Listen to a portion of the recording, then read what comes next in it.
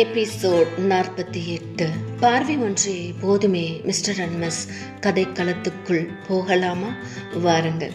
Hello, சொல்லுங்க சொல்லுங்க பிரணவ், எப்படி இருக்கீங்க? பாரு, ஓகே. நீங்க? நான் நல்லா இருக்கேன். அவரை பற்றி ஏதாவது தெரிஞ்சுதா? சாரிங்க பாரு, இன்னும் இல்லை. ஓ, ஓகே. இல்லை, நான் என்னோட ஃப்ரெண்ட் வீட்டுக்கு வந்தேன்.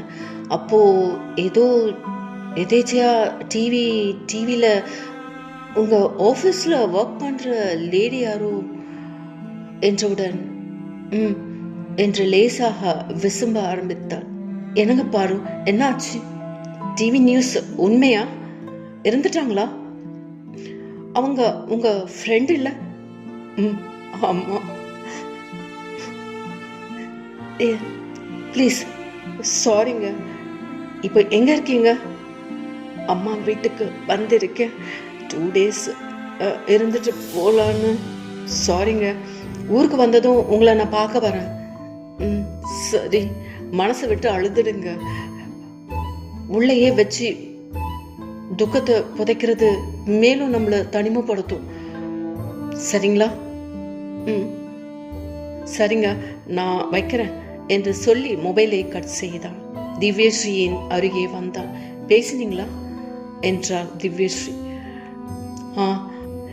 எப்படிங்க, நியூஸை பார்த்து எனக்கே தாங்க முடியல. அவங்க பாவங்க, அவங்களால பேசக்கூட முடியல. இப்போ அவங்க எங்க இருக்காங்களா? அவங்க 2 நாளைக்கு லீவு போட்டுட்டு அவங்க சொந்த ஊருக்கு போயிருக்காங்க. பாவம், அவங்க ஏற்கனவே விரும்பினவரை என்ன ஆனாருன்னு தெரியாம இருக்காங்க. இதில் தான் கூட ஒர்க் பண்ணுறவங்க இறந்து போயிருக்காங்க. உண்மைதான். சரிங்க ஸ்ரீ, நான் கிளம்புறேன். ஈவினிங் அவரை பார்த்து பேசிட்டு ஃபோட்டோ வாங்கிட்டு உங்களுக்கு ஃபார்வேர்ட் பண்ணுறேன். நெக்ஸ்ட்டு என்ன பண்ணலான்னு நீங்கள் சொல்லுங்கள். சரிங்களா? அம்மா கிட்ட சொல்லிட்டு போவா? அதெல்லாம் ஒன்றும் வேண்டாங்க. நீங்கள் அம்மா இந்நேரம் தூங்க போயிருப்பாங்க. நான் சொல்லிக்கிறேன், பரவாயில்ல. நீங்கள் கிளம்புங்க, போயிட்டு கொஞ்ச நேரம் ரெஸ்ட் எடுங்க. சரிங்களா? அதுக்கப்புறம் நைட் அவர் வருவாருன்னு சொல்லியிருக்கீங்கல்ல, ஸோ நீங்கள் அவர்கிட்ட ஃபோட்டோஸை கேட்டு வாங்குங்க. இல்லை, நீங்கள் ஃபோட்டோஸ் அவர் அனுப்ப சொல்லி கேட்டால் கூட நம்ம ஈவினிங் நைட் போல் நம்ம போகிறதா இருந்தாலும் போகலாம். சரிங்களா? சரிங்க, கண்டிப்பாக நான் கிளம்புறேன். பார்த்து போங்க. சரிங்களா? சரி, நீங்கள் கடைசியாக அவங்கள எப்போ மீட் பண்ணீங்க? சார், லாஸ்ட் வீக் நானும் அவங்களும் திருச்சியில் ஒரு ஹோட்டலில் ஸ்டே பண்ணோம் சார். ஆக்சுவலாக இந்த வீக் அவங்க கோயம்புத்தூர் வரதா இருந்துச்சு. இந்த நிகழ்வுக்கு முந்தைய நாளும் நானும் அவங்களும் ரொம்ப நேரம் ஃபோனில் பேசினோம். என்ன பேசுனீங்க சார்? எங்களுக்குள்ள நார்மலான கான்வர்சேஷன் தான் போச்சு. பேப்பர் போட்டாச்சுன்னு சொன்னாங்க. நாளைக்கு கடைக்கு போகிறேன் அம்மாவோட அப்படின்னு சொன்னாங்க. அதனால் பேச முடியாத, நான் வந்துட்டு கால் பண்ணுறேன், இல்லை அடுத்த நாள் நான் கால் பண்ணுறதா சொன்னாங்க. அவ்வளவுதான் சார். நான் ஆல்ரெடி டிவோர்ஸ் ஆனவன். எந்த காரணத்துக்காக டிவோர்ஸ் பண்ணீங்க சார்? அதெல்லாம் நான் உங்களுக்கு சொல்லணும்னு அவசியம் இல்லை. நீங்கள் சொல்லித்தான் ஆகணும் மிஸ்டர் பிரபு. சார், இதுக்கும் அதுக்கும் என்ன சார் இருக்கு? நீங்கள் சொல்லுங்க சார்.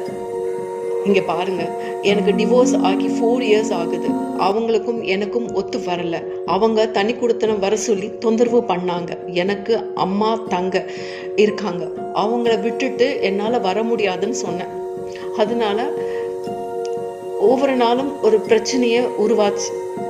ஆனால் கடைசியில் அவங்க என்னால் இங்கே இருக்க முடியாது, ஸோ எனக்கு டிவோர்ஸ் வேணும்னு சொல்லி கேட்டாங்க. ஸோ மியூச்சுவலாக நாங்கள் 2 பேரும் டிவோர்ஸ் அப்ளை பண்ணி பிரிஞ்சிட்டோம். அவ்வளோதான். சரி, அவங்க திருச்சியில் இருக்காங்க, நீங்கள் கோயம்புத்தூரில் இருக்கீங்க. ஸோ எப்படி உங்களுக்கு தெரியும்? Mobile, Facebook? இல்லை சார், ஆக்சுவலாக அவங்க ஒர்க் பண்ணுற ஹெட் ஆஃபீஸில் தான் நானும் ஒர்க் பண்ணிட்டு இருந்தேன். ஸோ ஒரு மீட்டிங்காக எங்கள் ஊருக்கு அவங்க வந்திருந்தாங்க. அப்போது நாங்கள் 2 பேரும் பேசினோம். நம்பர் மாற்றிக்கிட்டோம். அடிக்கடி பேச வேண்டியதாக இருந்தது. பேசினோம். எனக்கு அவங்களுக்கு என்னையும் பிடிச்சிருந்தது. கல்யாணத்தில் 2 பேருக்கும் விருப்பம் இல்லை, அதனால லிவிங் டுகெதரில் இருக்கலாம்னு பேசிக்கிட்டோம். நான் ஒரே ஒரு முறை தான் நானும் அவங்களும் ஒன்றா இருந்தோம்.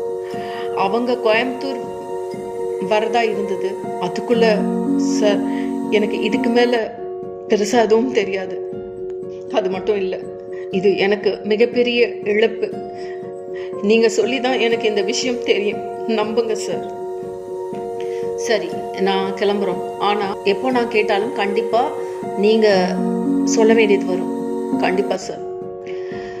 4 வருஷம் பொறுத்து இப்போதான் திரும்பவும் எனக்கு ஒரு வாழ்க்கை ஆரம்பிச்சதுன்னு நினச்சேன். அதுக்குள்ளேயும் மண்ணு விழுந்துடுச்சு என்று சொல்லியபடியே வடியும் கண்ணீரை தன் விரல்களால் துடைக்க, சாரி மிஸ்டர் பிரபு என்று சொல்லியபடியே எழும்ப, லோகேஸ்வரியின் அம்மா மெல்லன கண் விழிக்க, அவர் கண்முன் மங்களாக ஏதோ ஒரு உருவம் தெரிய, இதன் தொடர்ச்சி அடுத்த எபிசோடில் பார்க்கலாம். அதுவரை உங்களிடமிருந்து விடைபெறுவது உங்கள் அன்பு உதயஸ்ரீ.